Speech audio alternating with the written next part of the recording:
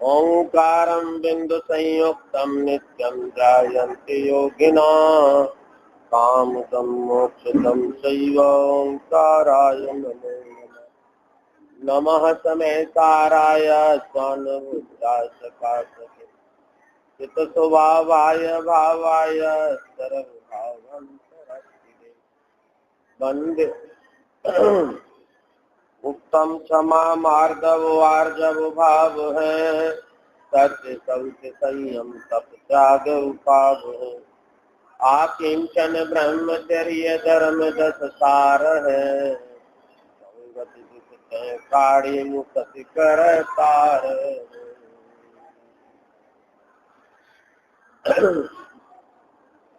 पर्वराज दशलक्षण महापर्व का आज 5वां दिवस है।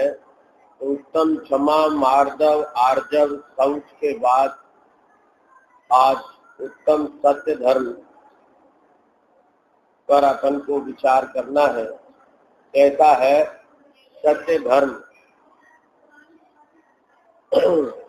धानक राय जी ने कहा है,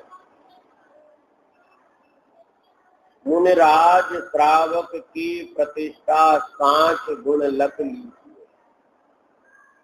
मुनिराज हो या श्रावक हो, सत्य धर्म के बिना ना तो मुनिपना है और ना ही श्रावकपना।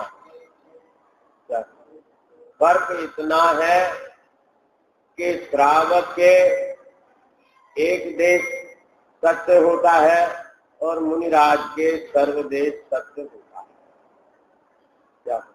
पर सत्य के बिना न मुनिराज का पद शोभता है और न ही श्रावक का।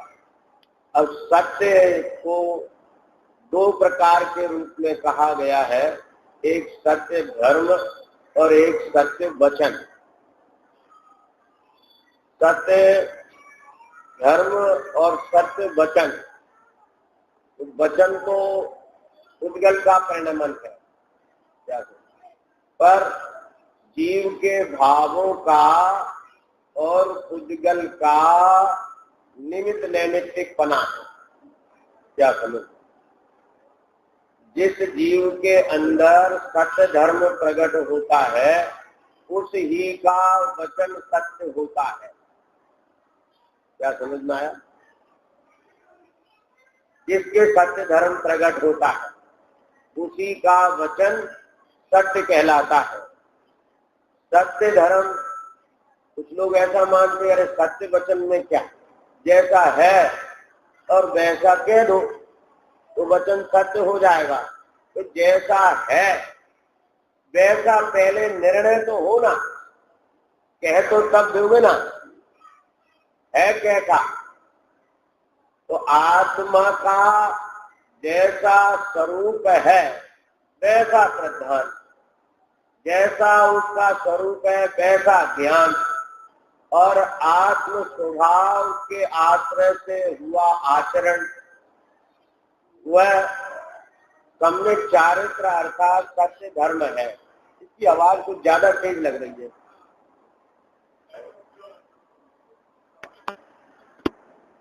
आत्मा का यथार्थ श्रद्धान ज्ञान आचरण सत्य धर्म है, और आत्मा के साथ जो पर पदार्थ है जिसके प्रति ये जीव अनादि से संबंध जोड़े हुए है, एकत्व किए हुए है, उसका भी यथार्थ ज्ञान श्रद्धान आचरण हो तब ये उत्तम सत्य धर्म होगा। तो अब उस सत्य स्वरूप को समझे नहीं तो उसका वचन सत्य कैसे हो सकता है? क्या समझ? अब विभिन्न मत है, उन मतों में भिन्न भिन्न प्रकार से आत्मा का स्वरूप कहा है। अब वो अपने यहाँ जैसा पढ़ते हैं, मानते हैं, कहते हैं, तो वो सत्य धर्म नहीं होगा। क्यों नहीं होगा? कि जैसा स्वरूप है वैसा ही ज्ञान श्रद्धान आचरण हो तो सत्य धर्म होगा। सत्य धर्म के साथ सत्य वचन आवश्यक रूप से नहीं होता। क्या समझना? ये तो आवश्यक है कि सत्य धर्म के बिना वचन सत्य नहीं हो सकता, लेकिन सत्य धर्म के साथ सत्य वचन आवश्यक हो ऐसा नहीं है। क्या समझना? जैसे सिद्ध भगवान के सत्य धर्म तो है पर सत्य वचन नहीं है।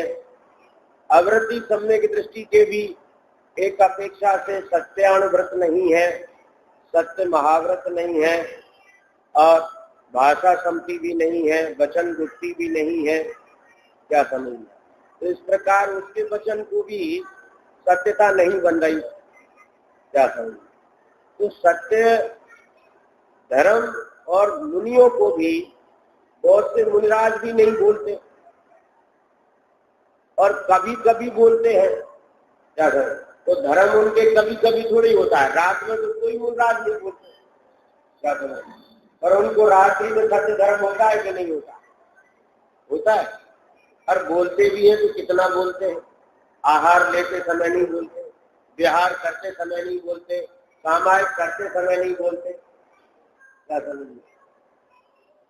बोलते भी है तो कितना बोलते हैं? बहुत कम बोलते हैं। और सत्य धर्म तो 24 घंटे चलता है। तो इसलिए सत्य धर्म के लिए सत्य वचन आवश्यक नहीं है, लेकिन हाँ इतना आवश्यक है कि सत्य धर्म के बिना वचन सत्य नहीं हो सकता। इसलिए पहले सत्य धर्म होना चाहिए। सत्य धर्म होना चाहिए माने जैसी वस्तु है वैसा ज्ञान श्रद्धान आचरण होना चाहिए। अब देखो आप, सत्य वचन किनके होता है और असत्य वचन किनके होता है? सत्य वचन का आधार है दो चीजें। क्या? एक तो यथार्थ पूरा ज्ञान है और दूसरा राग द्वेष का अभाव। समझ में आना? सत्य वचन किसका होता है कि जो सर्वज्ञ है और वितराग है, उनके वचन सत्य। जो सत्य होते हैं, जिसने सब जाना ही नहीं वो सत्य कैसे कह सकता है? और जिसने जाना हो पर उसको कटाए है, राग द्वेष है, तो वो राग द्वेष के वशीभूत सत्य नहीं कह सकता है। इसलिए परम सत्य वचन तो वितराग सर्वज्ञ परमात्मा के ही होते हैं, इसीलिए उनको ही सत्य वक्ता कहते हैं, सर्वज्ञ परमात्मा। अब असत्य वचन किसके होते हैं? इसका उल्टा कर दो तो जिसको अज्ञान है, कथाय है, उसके वचन असत्य होते हैं। अब रही बात बीच की बात कैसी कि जिसको अज्ञान तो नहीं है, सब में ज्ञान है पर पूरा ज्ञान नहीं है, कथाएं कुछ कम हो गई है और कुछ रह गई है, तो उसके वचन क्या माने? सत्य के असत्य। उसने भी सर्वज्ञ परमात्मा के वचनों का अनुसरण करके वो कहता है, इसलिए उसके वचन सत्य है। क्या है? साधक दशा में जिनके ज्ञान सम्यक है और कुछ कथाएं का अभाव हो गया और कुछ कथाएं रह गई है, तो उनके वचन सत्य कहे जाते हैं।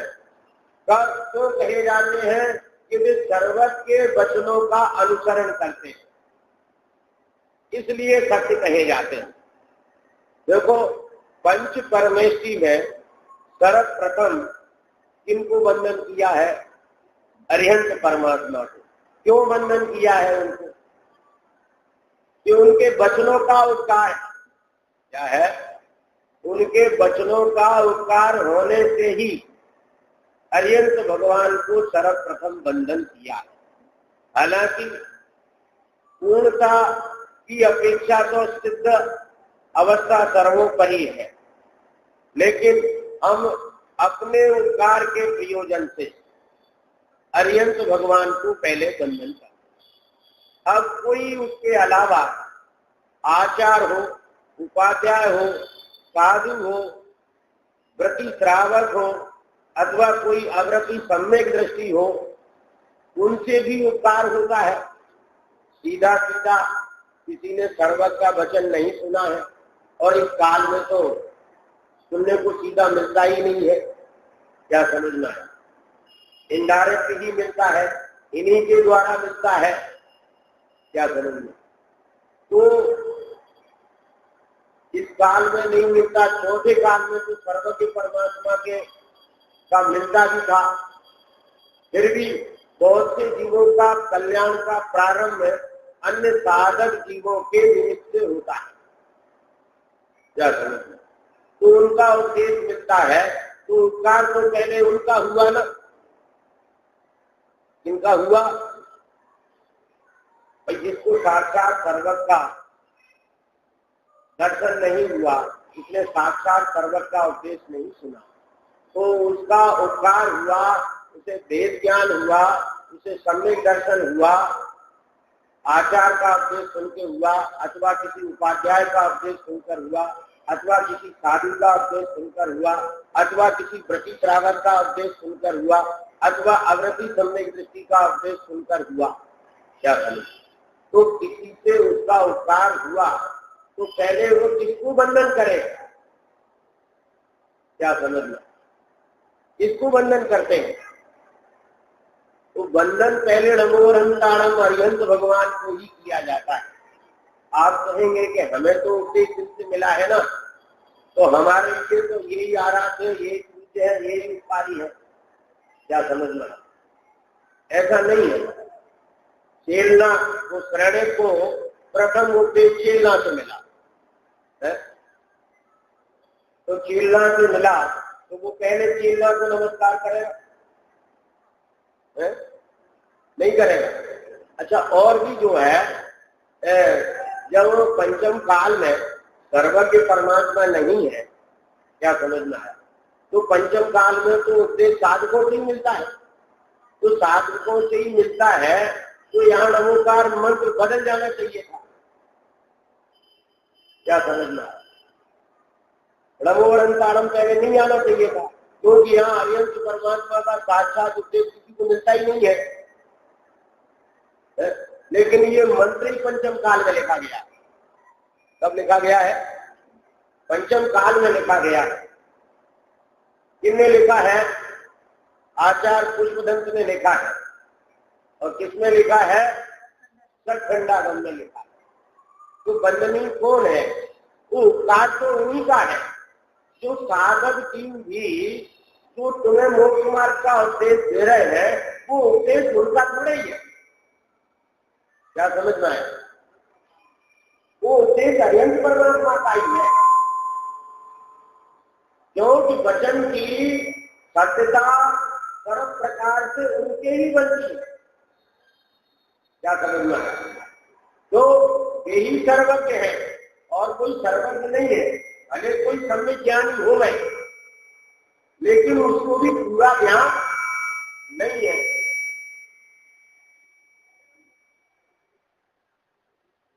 इसलिए जो आचार आदि की जो प्रामाणिकता है, वो प्रामाणिकता भी सर्वज्ञ के वचनानुसार से है, समझ में है ना।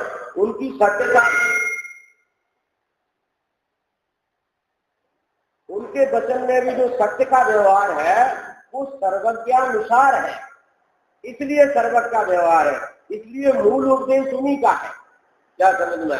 जैसे जो है कबीर पंथी कहते हैं, क्या गुरु गोविंद दो खड़े काके लागे बलिहारी गुरु आपने गोविंद यो बताए।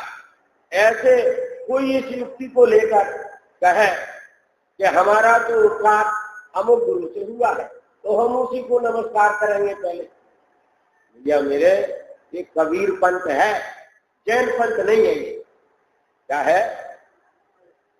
ये कबीर पंथ है, जैन पंथ नहीं है। यहाँ तो सबसे पहले अरिहंत को ही नमस्कार है। जो कुछ भी किसी ने उपकार किया है, उसका उपदेश मिला है, तो वो उपदेश सर्वज्ञ का है, समझ में आया ना। अरे कुंद कुंद जैसे आचार कहते हैं, ऐसा सर्वज्ञ ने कहा, अनेक गाथाओं में ऐसे वाक्य आते हैं। हाँ, केवली सुख केवली द्वारा कहा गया, जो स्वरूप है वो मैं कहूंगा। तो मूल उद्देश्य तो केवली परमात्मा का है, इसलिए जो है उनको ही वंदन। एक भाई ऐसे मिले हमको, उन्होंने एक उदाहरण हमें दिया। क्या? वो कौन थे? चारुदत्त। चारुदत्त जो है वो व्यापार करने के लिए अपने एक मित्र के साथ व्यापार करने के लिए गए थे। तो वहां क्या होता था, समुद्र पार करना था। तो समुद्र पार करना था, तो वो समुद्र पार करने की एक प्रक्रिया थी। क्या जो लोग अपनाते थे, क्या करते थे कि वो भेड़ की खाल उतार के और उसमें जो है वो समुद्र पार करने वाले को बिठा लेते और उसे बंद कर देते थे। फिर उसे चील उठा के ले जाता था। तो चील उठा के समुद्र के बाहर फेंकता है तो समुद्र पार हो जाता है। ऐसी वहां एक प्रक्रिया चल रही थी। तो चारुदत्त किसी काम से गए हुए थे, उनके मित्र ने ऐसा काम कर डाला। क्या है कि उन्होंने इस बात की स्वीकृति दे दी और वो इस तरह से खाल उतार ली गई और उसमें जो है उनको बंद होना था। अब आए चारुदत्त, तो वो खाल उनकी उतारी थी, वो जिंदा थे, वो जी मरे नहीं थे। बकरा हो जो भी हो, क्या करें, वो जिंदा थे, मरे नहीं थे। मरने वाले इतने में चारुदत्त आ गए। तो चारुदत्त ने उनको धर्मोपदेश दिया, मंत्र ब्रह्मोकार मंत्र सुनाया। उनका भाव उसमें लगा और वे चले गए, मर गए, वो खाल पड़ी रह गए। अब वो चारुदत्त ने सोचा कि मर तो गई, खाल पड़ी है, समुद्र पार करना है, लिहाजा वो भी बैठ गए। तो क्या हुआ, वो चील उठा ले गए। तो जो उनके साथ आया था उसको तो चील ने जो है समुद्र में छोड़ दिया और इनको पार कर दिया। चारुदत्त तो अपनी अपनी आयु है, पुण्य है और भाव है, उसको पार कर दिया और इसको जो है समुद्र में डाल दिया। तो वो तो गया। अब क्या हुआ कि वे दोनों जीव जो है स्वर्ग में देव हो गए। तो देव हो गए तो उनको अवध ज्ञान तो होता ही है। अवध ज्ञान होते ही क्योंकि एकदम उठते है ना, जैसे कोई सैया पैसे उठता है, वैसे देव जो है उस पाप सैया से उस दम में नहीं कहाँ आ गए, स्वर्ग लोक में आ गए, देवगति में आ गए और अवधि ज्ञान उनको है। तो उन्होंने कहा कि हमारा उनने बहुत उपकार किया है कि उन्होंने हमें वो ऐसा उपदेश दिया जिसके भाव से मैं स्वर्ग में देगा। तो वो जो है चारुदत्त का उपकार मानकर वहां आए और वहां चारुदत्त एक मुंडराज के पास बैठे थे। तो वो दोनों देवों ने आके पहले चारुदत्त को नमस्कार किया, क्या समझ में, फिर मुंडराज को नमस्कार किया। तो एक भाई हमें ऐसे प्रमाण देने लगे तो भाई उनसे उपकार हुआ इसलिए उन्हें पहले नमस्कार किया। अरे भाई ये कोई उनने नमस्कार किया, ये कोई विवेकी थे, कोई सम्यक ज्ञानी थे क्या? तो उनका मार्ग मानने लायक था, क्या समझ? वो तो देवगति में पहुंच गए विशुद्ध भाव होने से, वे कोई सम्यक दृष्टि थोड़ी थे, न वे समझते थे कि मुनि क्या होते हैं और वे क्या होते। तो उपकार विचार कर आया और उसने उनको वंदन किया। तो लोग अपनी मान्यता की पुष्टि करने के लिए इस तरह के उदाहरण देखा करते हैं, ढूंढते हैं कि देखो चारुदत्त को पहले नमस्कार किया, अरे चारुदत्त को किया, इसका क्या मतलब? तो कोई सम्यक दृष्टि से तो उनका नमस्कार करने वाले तो उनकी बात मान्य होगी। हमारे यहाँ तो सर्वप्रथम अर्यंत परमात्मा को ही नमस्कार किया जाता है, क्या करें, और सबको यथा योग्य किया जाता है, जिसका जैसा जिनवाणी में विनय करने की जैसी व्यवस्था बताई गई है। आचार उपाध्याय साधु श्रावक और अवृत्ति सम्यक दृष्टि, उनके साथ जैसा व्यवहार करना चाहिए तो बात क्या कह रहे हैं कि जो सत्यता, जो सत्यार्थ सत्ता कणा है वो सर्वज्ञ देव का ही है। क्या समझ? और ये व्यवहार भी उनके अनुसार उपदेश देने वालों के भी सत्य वचन का व्यवहार माना गया, वो भी मिथ्या दृष्टि के नहीं। क्यों नहीं? कि वो सर्वज्ञ उपदेश को ही नहीं समझा। वो सम्यक सन्मुख मिथ्या दृष्टि हो तो भी उसकी कुछ कुछ बात सही हो सकती है। क्या समझ में आया? लेकिन सारी बात तो उसको अनुभव में तो आई नहीं है। क्या समझ?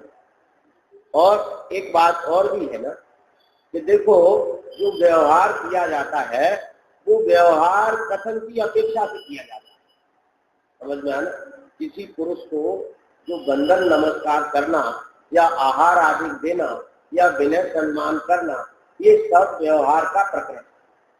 तो इसमें व्यवहार में से जिसको साधु कहते हैं उसको साधु गिना जाता है। इसमें ये नहीं देखा जाता है कि ये द्रव्यलिंगी है कि भावलिंगी है। समझ में आया ना? उसको उसके मूल गुण देखे जाते हैं, माने उसका व्यवहार देखा जाता है।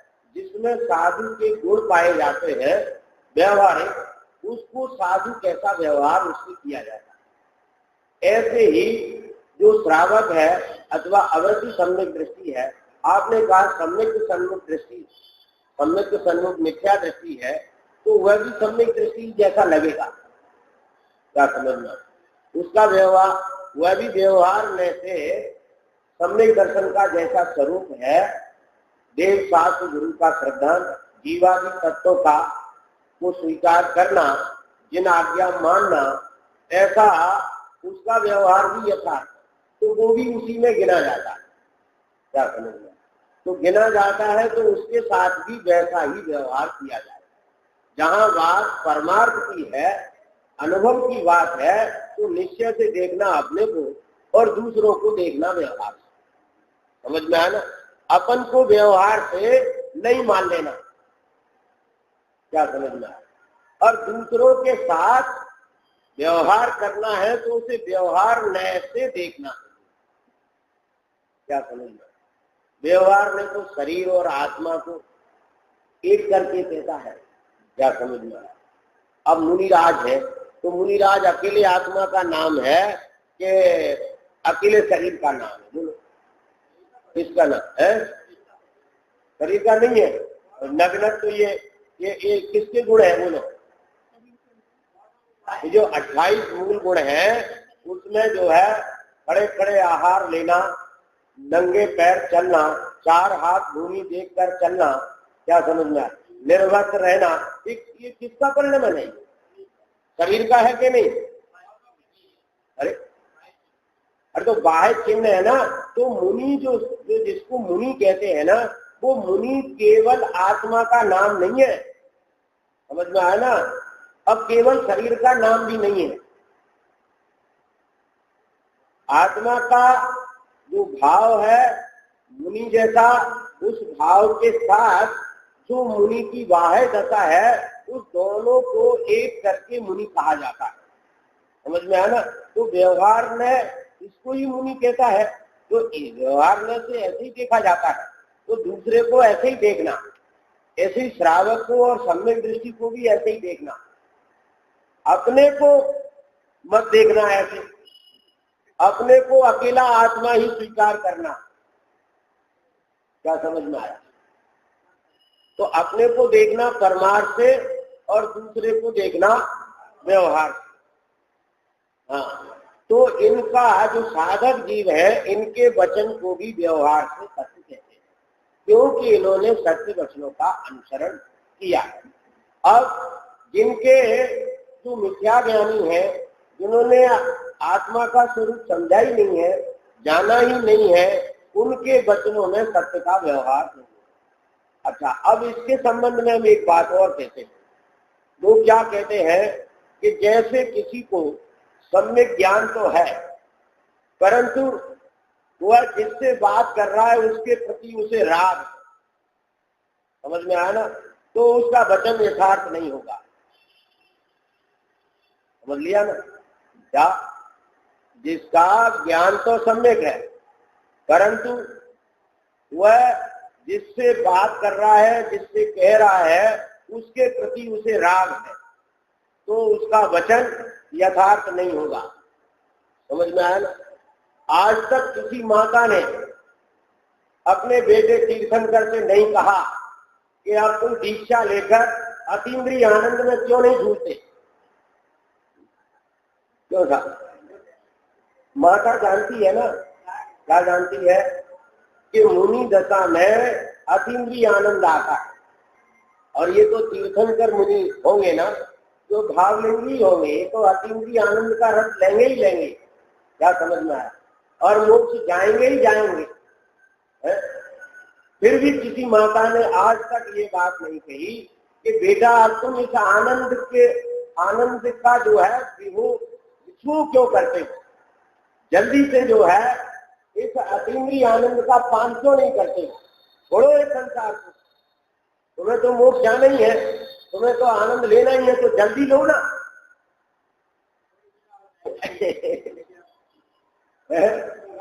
क्यों नहीं कह सकती ये बात? क्यों नहीं कह सकती? राग है कि अज्ञान है? राग है, अज्ञान नहीं है, वो जानती है? अरे वैराग्य भी हो जाए बेटे को तो भी उसकी आंख में आंसू आ जाता है,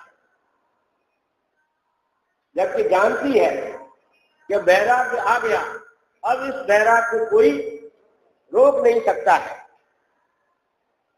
लेकिन फिर भी आता है आंसू। तो इसका क्या मतलब है कि अज्ञान नहीं है पर राग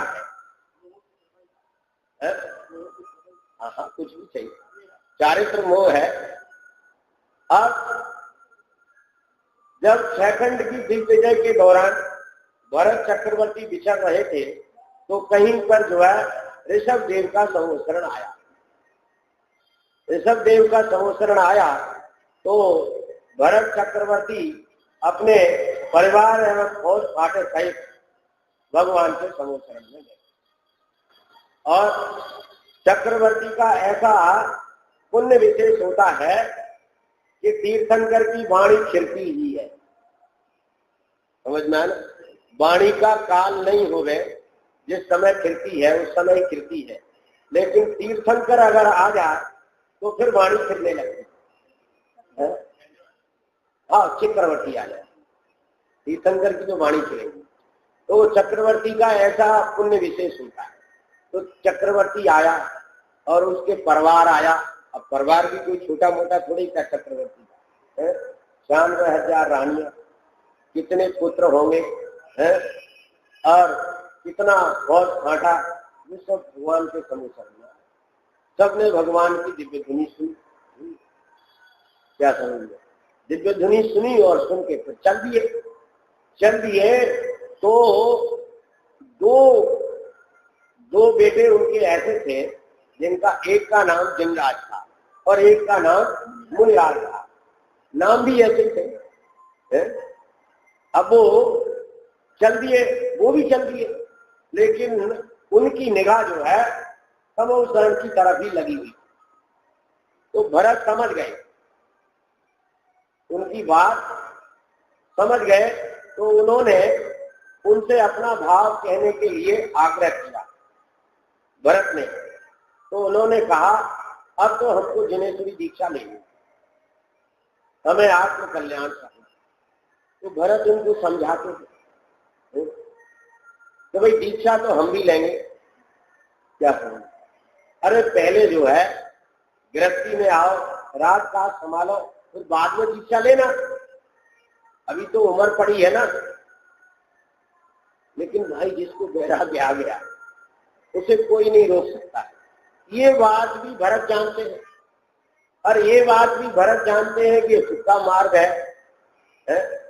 फिर भी भरत की ऐसी बात निकल रही है, वो काय के बस निकल रही है, राग के बस निकल रही है। तो वो वचन सत्य है कि असत्य है? ये बताओ, है असत्य है कि नहीं? असत्य है। अरे अभी तो बहुत लंबी उम्र पड़ी है, बाद में दीक्षा ले लेना, इसमें क्या असत्य है? इसमें यही असत्य है कि सुख के मार्ग से दुख के मार्ग की प्रेरणा दी जा रही है। समझ में आया ना? राग के मार्ग की प्रेरणा दी जा रही है। इसलिए ये वचन जो है वो सम्यक दृष्टि भरत का असत्य है। क्या समझ में? तो वचन की सत्यता के लिए बहुत कुछ हमें विवेक की जरूरत है, सच्चाई समझने की जरूरत है। देखो आप,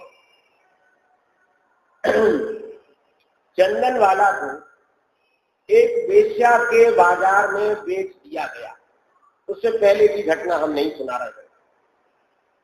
तो वेश्या के बाजार में चंदन वाला को बेच दिया और चंदन वाला ने अन्न जल का त्याग कर दिया। अन्न जल का त्याग करने से वेश्या ने अपनी कार शुद्धि जो है असफल मानकर उसने उसे वेश्या के बाजार में बेचने के लिए खड़ा कर दिया। बेचने के लिए खड़ा कर दिया। वहां क्या नाम था उनका? वृषभ दत्त सेठ का उधर से निकलना।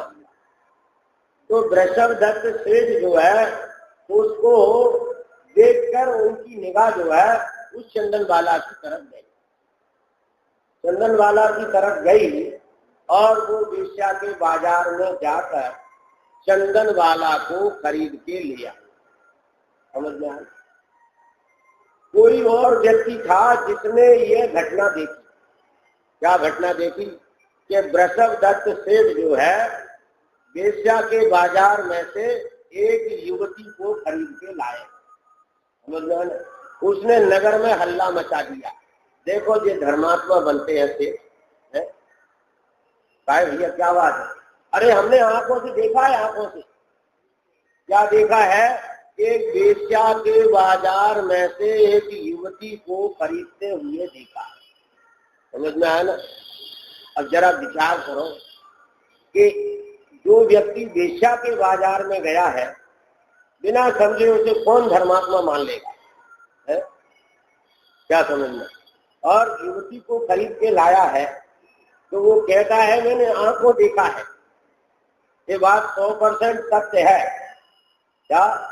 कि मैंने आंखों देखा है कि वो वेश्या के बाजार से व्यक्ति खरीद के लाया। सारे नगर में ये हल्ला मचा दिया। और जब वो घर में लेके आए तो सेठानी की त्योरी चढ़ गई है। उसको भी शंका हो गई। वो किसी कारवश गई और सेठ जी जो है अपने कारवश कहीं चले गए। तो सेठ जी लौट के आए तो मकान से और उनके पैर जो है वो चंदन वाला ने धुलाए।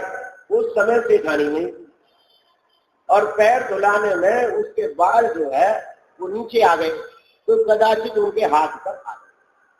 इतने में सेठानी आ गई। सेठानी ने ये दृश्य देखा। सेठानी को पूरा जो है विश्वास हो गया। कैसा? दृढ़ विश्वास हो गया। उल्टा पे सीधा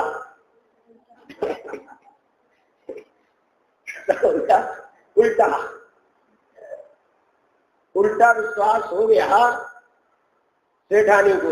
अब आप जरा विचार करो है कि जो सेठ जी के साथ वर्षों रही उसने सेठ जी को नहीं पहचाना। समझ में आया ना? और जिस चंदन वाला को सेठ जी ने कभी नहीं देखा था और उसने वेश्या के बाजार में खड़ी चंदन वाला को पहचान लिया। क्या पहचान लिया? कि ये कोई शीलवती नारी है।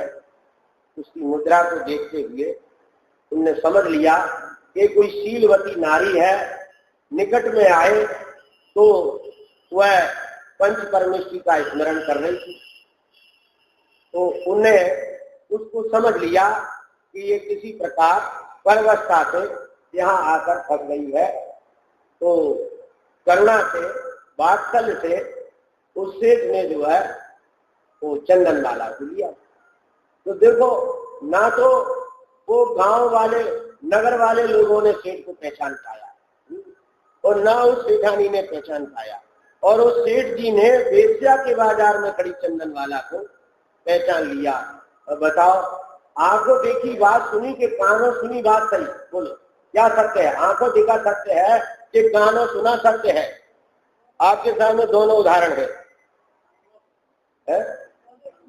बिना विवेक के सत्य का निर्णय नहीं हो सकता। ट्रेन में चलते हैं तो मकान दौड़ते दिखाई देते हैं, खेत और पेड़ दौड़ते हुए दिखाई देते हैं। क्या ये सत्य है? दूर से देखो तो पेड़ आपस में जुड़े दिखाई देते हैं, ट्रेन की पटरी जो है वो मिली हुई दिखाई देती है, ये सब ऐसा दिखाई देता है। क्या ये सत्य है? बिना विवेक के सत्य का निर्णय नहीं किया जा सकता। इसलिए सत्य वचन के लिए पहले सत्य समझना आवश्यक है। क्या समझ में आया? असत्य बोलने के लिए आप कुछ भी कह सकते हैं। सिरसागंज में बंदर कितने हैं? आपको झूठ बोलना हो तो आप कुछ भी कह सकते हैं, और सत्य बोलना हो तो आपके पास अभी जवाब नहीं। क्यों? कि पहले निर्णय तो होना। जब निर्णय ही नहीं हो पाए सही तो भक्त वचन कैसे हो सकता है? जब लौकिक में भी सत्य के निर्णय की जरूरत है तो पारलौकिक जो धार्मिक तत्व की बात है उसमें सत्य स्वरूप का निर्णय और अति आवश्यक है। क्या समझ में आया? सत्य स्वरूप का निर्णय अगर नहीं कर पाए और अन्यथा निर्णय करके अगर ये भी कह दे कि ये कह रहा है तो सत्य है, तो क्या होगा मालूम है आपको? मालूम है क्या हुआ था? राजा बसु का बस झूठ सेठी नरक पहुंचा, सुरग में नारद गया। समझ में आया? एक गुरु के 3 शिष्य थे, एक पर्वत और एक नारद और एक राजा बसु। उनमें पर्वत तो उनका ही बेटा था, जो उनके गुरु थे उनका ही बेटा था। इन तीनों ने जो है धर्म शिक्षा प्राप्त की थी। बाद में वे जो है गुरु दीक्षा लेकर चले गए, मुनि हो गए। अब क्या हुआ कि एक बार पर्वत और नारद में विवाद हो गया। विवाद हो गया तो क्या बोलते हैं, जो वो बकरा, अज का अर्थ जो है उसने बकरा कर दिया। किसने? पर्वत ने। और नारद ने इसका विरोध किया। उसने कहा अज का अर्थ बकरा नहीं होता है, जो होता है। क्या समझ में? तो ये विरोध किया और उनमें विवाद हुआ। तो नारद की बात पर्वत ने नहीं मानी। तो फिर फैसला इस बात पर पहुंचा कि राजा बसु इसका फैसला करेगा। क्या समझ में? अब तीसरे यही थे ना, इन दोनों में विवाद हो गया। तो अब सत्य क्या है, इसका फैसला राजा बसु करेगा। ठीक है, और नहीं किया तो फिर बहुत बड़ा दंड होगा, जीभ काट दी जाएगी। क्या होगा? हाँ, जो असत्य बोलेगा। अब क्या हुआ कि उसने जाकर अपनी मां को कहा कि ऐसी ऐसी बात हो गई, और बात तो सत्य जो है वो नारद की है, और राजा बसु जो है वो नारद की बात का समर्थन करेगा। अब तुम किसी प्रकार से जो है बसु को समझाओ। क्या समझ लो? अब मां का मोह की मारी पति चला गया, दीक्षा ले गई। अब बेटा भी जाएगा, है जीभ कटेगी। तो मोह के बस जो है वो पहुंची राजा बसु के पास। तो उसकी वो दक्षिणा बाकी थी, तो दक्षिणा देनी थी। तो उसने ये कह दिया था कि हमारा वचन आप रखो, जब हम चाहेंगे तब। तो वो दक्षिणा बाकी थी, उस दक्षिणा के लिए जो है उसने विनय पूर्वक कहा। तो राजा बसु से उसने ये कहा कि आपको हमारा एक काम करना होगा, बस, और कोई दक्षिणा नहीं लेनी। तो उससे उसने वचन भरवा लिया। वो नहीं समझ रहा था कि ऐसा वचन भरा जाएगा। उसने उससे वचन ले लिया कि जो तुम कहोगी वही होगा। ठीक है। फिर उसने बताया कि ऐसा ऐसा है, ऐसा ऐसा है। राजा बसु ने वचन दे दिया था, वचन दे दिया था। वो वचन के पालन करने में उनने हाँ कर दी, हाँ कर दी। अब जब राजा बसु सिंहासन पर बैठा था और सभा लगी हुई थी, तब वहां इन दोनों का विवाद सामने आया। विवाद सामने आया तो राजा बसु के पास फैसला उनका मान्य किया जाएगा, ये बात कही गई। तो राजा बसु ने क्या कहा मालूम है आपको? सिर्फ इतना कहा था, जो पर्वत कह रहा है सो सत्य। सिर्फ इतना कहा था। तो उसके वो जो है उसका सिंहासन जो है अधर में रहता था। अधर में क्या रहता था? उसके स्फटिक के पाए थे, सिंहासन के स्फटिक के पाए थे, तो वे दिखते नहीं थे, दिखते नहीं थे। जैसे ही उसने ये बात कही कि जो पर्वत कह रहा है वो सत्य है, तो उसके पाए जो है वो टूट गए और सिंहासन नीचे गिरा। नीचे गिरा। फिर भी उसने कहा, नारद ने, कि देखो भाई बसु, तुम अब भी जो है सत्य का समर्थन करो। तुमने जो है असत्य का समर्थन किया है, इसलिए ये हुआ है। लेकिन भाई क्या, जिसकी जैसी होनी है मति जैसी होनी। उसने फिर कह दिया कि जो पर्वत कह रहा है वो सत्य है, तो मैं सिंहासन के चला गया भूमि में। क्या समझ, बस झूठ से थी नरक पहुंचा है स्वर्ग में नारद। या देखो, तत्व के संबंध में, वस्तु के स्वभाव के संबंध में बहुत सोच समझ के बोलना चाहिए। कभी भी किसी भी गलत बात का समर्थन नहीं करना। क्या समझना है? कि सारा पक्ष व्यामोह छोड़कर जिनवाणी को सर्वोपरि रखकर हमें सत्य को समझना चाहिए। पक्ष व्यामोह और दुराग्रह में न आकर कोई भी गलत समर्थन अपन से नहीं हो। हमें सत्य का ही समर्थन करना है, असत्य का समर्थन नहीं करना। अपना बुद्धि विवेक से इस बात को निहारना चाहिए, क्योंकि अन्यथा समर्थन करने का परिणाम राजा बसु जैसा हो सकता है। क्या समझ? ठीक। अब सत्य वचन के संबंध में जिनवाणी में श्रावकों साधकों के 4 पहलू आते हैं। एक सत्यान व्रत, एक सत्य महाव्रत, और एक भाषा संति, और एक वचन गुप्ति। क्या समझना? इसमें वचन गुप्ति में तो बोलने का निषेध होता है। काय का निषेध होता है? बोलने का, कुछ भी नहीं बोलना। और सत्यान व्रत और सत्य महाव्रत में असत्य बोलने का निषेध होता है। सत्य बोलने का निषेध भी नहीं है और सत्य बोलना जरूरी भी नहीं है। क्या समझ में आया? पर असत्य बोलने का निषेध है। जिसमें सत्यान व्रत और सत्य महाव्रत में, सत्यान व्रत में एक देख असत्य का त्याग होता है और सत्य महाव्रत में पूर्ण असत्य का त्याग। और भाषा संति जरूर ये कहती है कि जिसमें बोलना ही जरूरी है, तो ही भाषा संति कहलाती है। समझ में आया ना? माने बोले तब भाषा संति होती है। ये 3 तो हमेशा होते हैं। समझ में आया ना?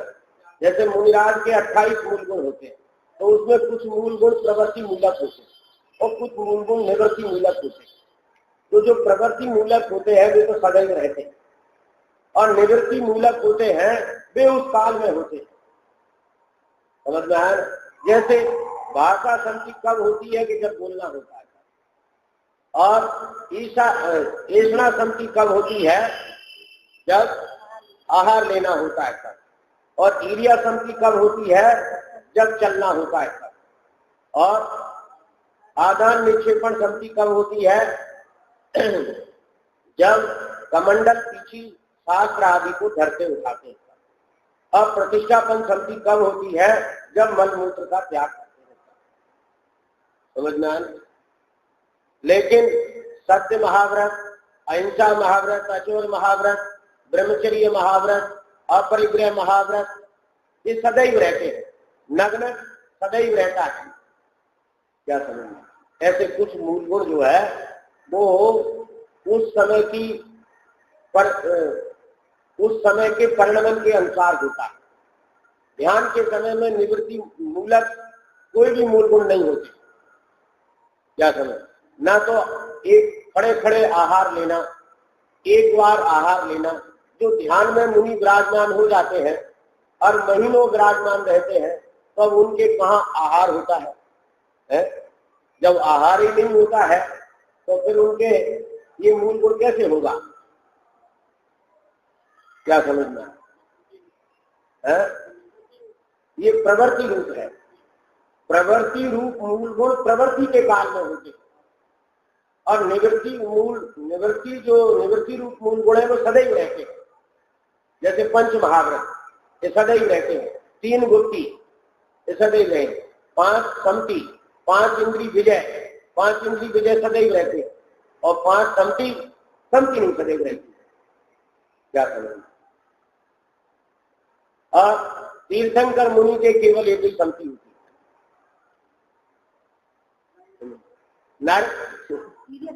नहीं, केवल ईषणा संति। समझ में आया? 4 संति उनके होती ही नहीं। क्यों नहीं होती? कि वे भूमि से ऊपर चलते हैं, इसलिए उनको क्रिया संति नहीं होती। वे बोलते नहीं, इसलिए भाषा संति नहीं होती। मलमूत्र नहीं उनके होता, इसलिए प्रतिष्ठापन नहीं होती। पीछी कमंडल नहीं होता, इसलिए आदान निक्षेपण नहीं होता। पीछी कमंडल भी नहीं होता, वो केवल आहार लेते हैं तब ऐसा संति। क्या समझ? तो अब इन संतियों में तो 4 तो नेगेटिव रूप है। क्या समझ में आया? 3 नेगेटिव रूप है। कौन कौन से 3? सत्यानुव्रत, सत्य महाव्रत और वचन व्रत। सत्यानुव्रत और सत्य महाव्रत में असत्य बोलने का त्याग होता है, और वचन गुप्ती में बोलने का त्याग होता है। भाषा संति बोलने रूप होती है।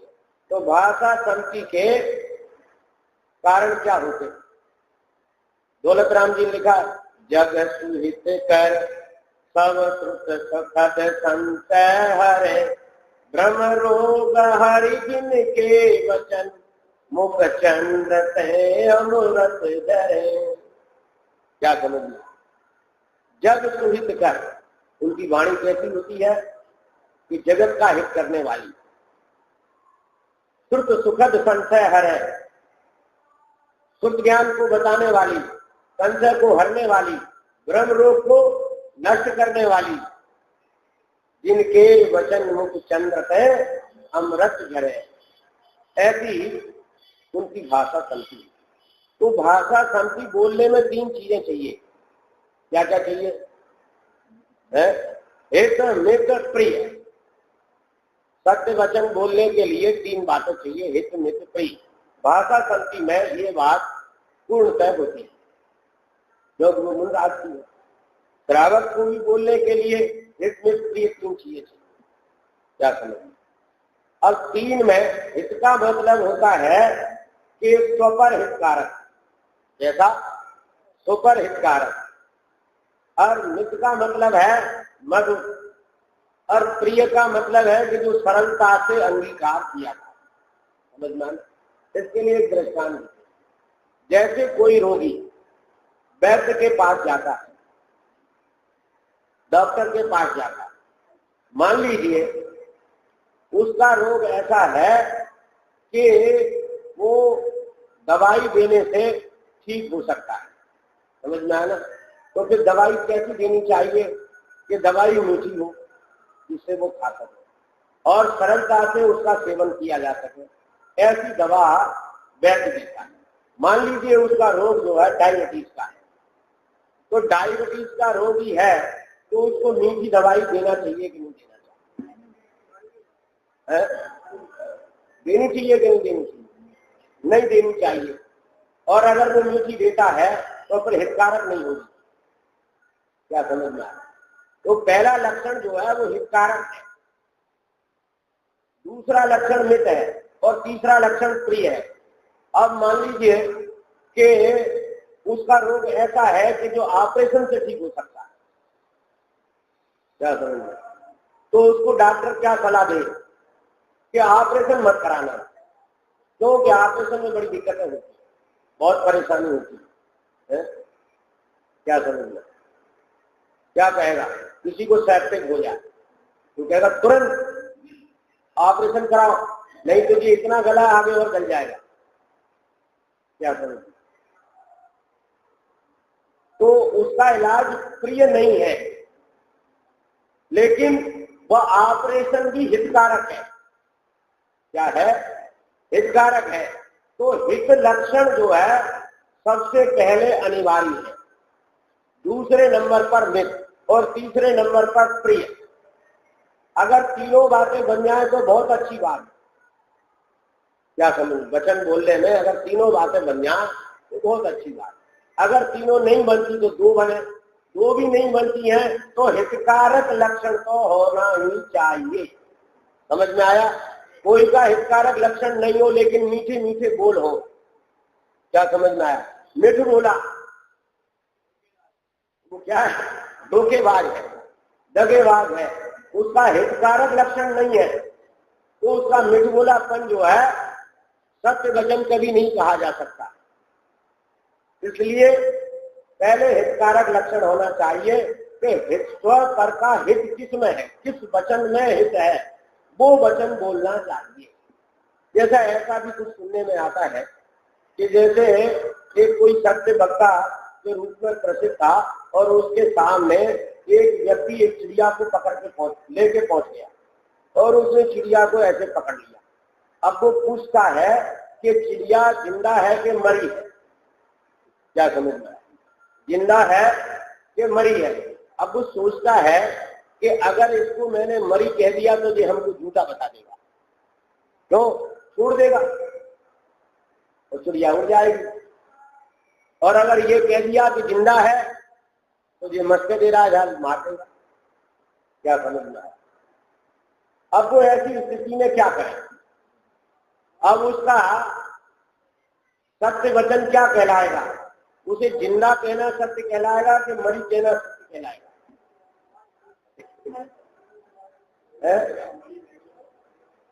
मरी कह देगा तो छोड़ देगा। समझ में आया? तो वचन सत्य कौन सा कहलाया है? जिसमें उसका हित हो वह वचन सत्य है। हालांकि और भी तरीका है, चल जाए तो क्या मुनिराज तो मौनी हो जाएंगे। क्या समझना? श्रावक को बोलना ही पड़े तो वो ये भी कह सकता है कि पहले इसे बंधन मुक्त करो फिर पूछो। अब मान लीजिए उसकी चलती है कि नहीं चलती है, ये ऐसा ही बन गया तो उसे जवाब देना ही पड़े, तो फिर उसे ये कह देना ही उचित है कि ये मरी है। समझ में आया? क्यों?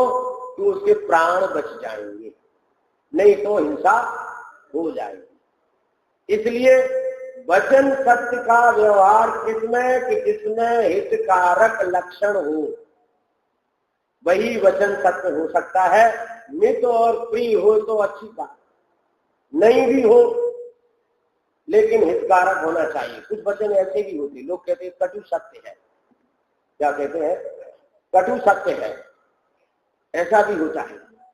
कटु सत्य जो है, अब जैसे कोई हमारी सभा में बैठा सुन रहा है, पद्मावती क्षेत्रपाल का भक्त, समझ में आया ना? और हमने उसके सामने उसको उसकी प्रवृत्ति को महापाप सिद्ध कर दिया। क्या कर दिया? महापाप सिद्ध कर दिया। समझ में आना? अब उसे हमारी बात अच्छी भी लग सकती है और बुरी भी लग सकती है। क्या समझ में आया? उसको हमारी बात अच्छी लग सकती है तो वो कल से पूजना छोड़ देगा, और बुरी लग जाए टूट के भी चला जा सकता है, और उल्टा हम पर आरोप भी लगा सकता है। क्या समझ में आया? कि ऐसा नहीं बोलना चाहिए। क्या है? यह कटु सत्य, और कटु सत्य बोलना भी हितकारक है, इसलिए कटु सत्य बोलना भी चाहिए। क्या समझ में? इसका अर्थ हमारा यही नहीं है कि तुम कटु सत्य ही बोलो, लेकिन मिथ्या मान्यता की तीव्रता को काटने के लिए कटु शब्द आचार्यों ने प्रयोग किए। कहते रे मूढ़, मूर्ख, ढीठ। क्या समझ में? पशु, एकांती को पशु का समय सारते है 20-19 है समय सार परफेक्ट। पशु क्या क्या कहा है उसको? एकांती शब्द, एकांती को। क्या समझ में? तो ऐसे कटु शब्द भी बोलते हैं और बड़ी मधुर भाषा भी बोलते हैं आचार्य। भो आत्मा, भो ज्ञानी है, भगवान आत्मा, हे भक्त, ऐसे भी बोलते हैं। बच्चों से नहीं कहते, बड़े दुलार से बोलते हैं, मेरा राजा बेटा है? अच्छी अच्छी भाषा बोलते हैं। और कभी इतना डांटते हैं कि उसको अपशब्द भी बोलते हैं। अपशब्द क्या? जलती लकड़ी तक उसको दिखा देते हैं। जलती लकड़ी जो है, अब तो लकड़ी नहीं है, अब लकड़ी वाले कितने हैं? न लकड़ी है। अब हम लोग तो अपने जमाने की बात करते हैं कि माता जो है जलती लकड़ी को दिखाती है कि देख भाग जला है। जला तो नहीं सकती पर दिखा सकती है।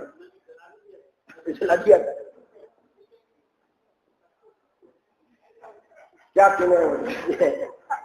ऐसी मारते भी हैं, पीटते भी हैं, दुलार भी करते हैं, प्यार भी करते हैं, लेकिन माँ के प्यार में भी हित और उसकी मार में भी हित होता है।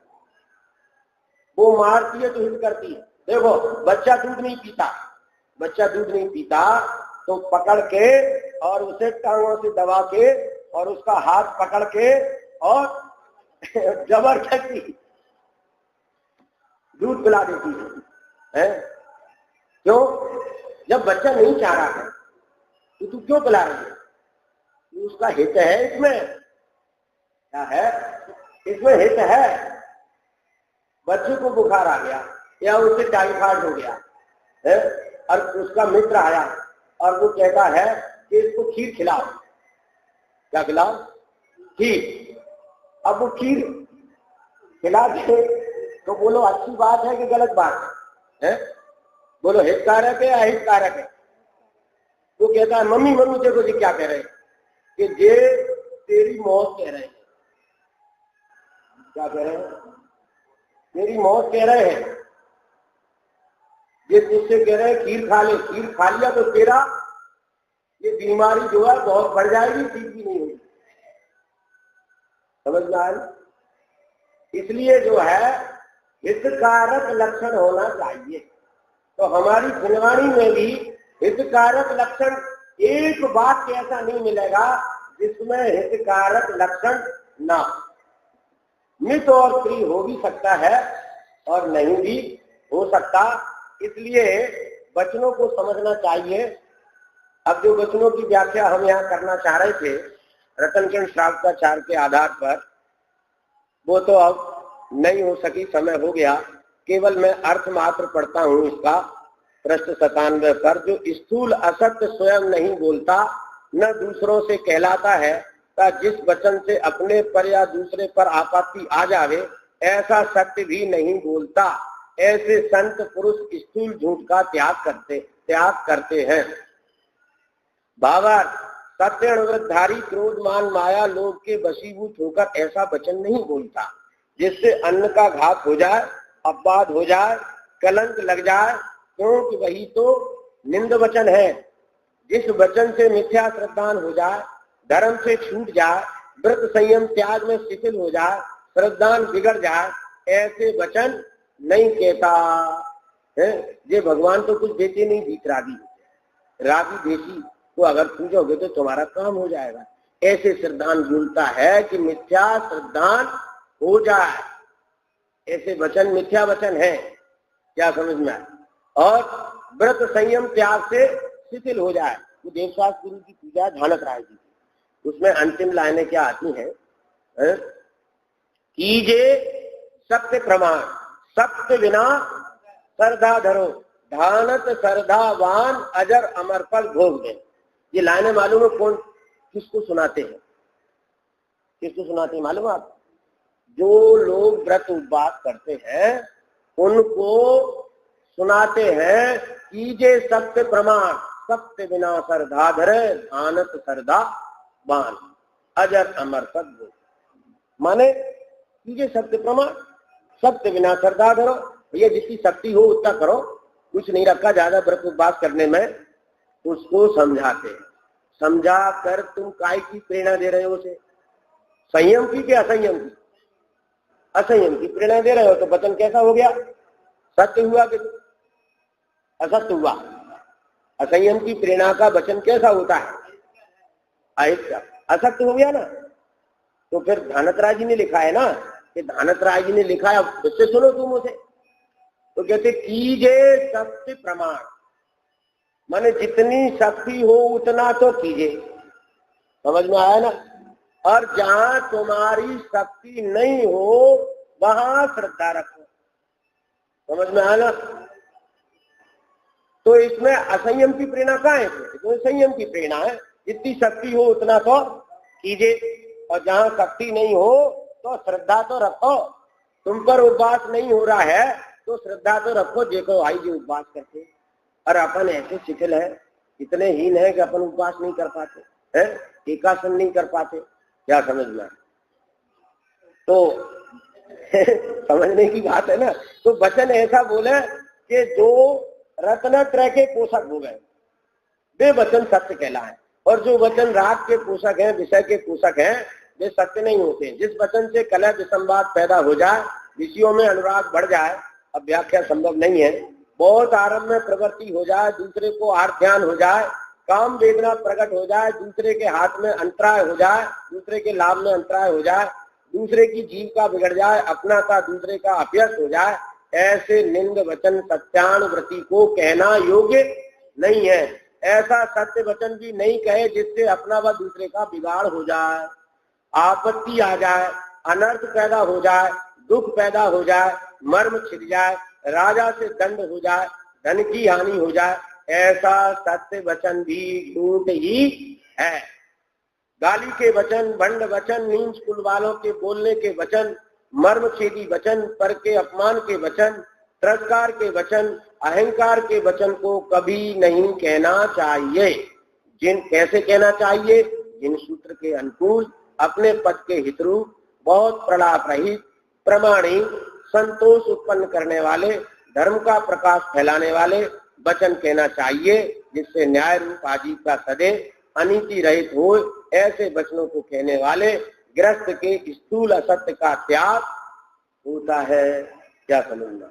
इस प्रकार सत्य धर्म और सत्य धर्म के साथ होने वाले सत्य वचन की चर्चा अपन ने यहाँ की। अपन निरंतर ऐसी भावना भाएं कि सत्य धर्म को प्राप्त करके संसार से मिले।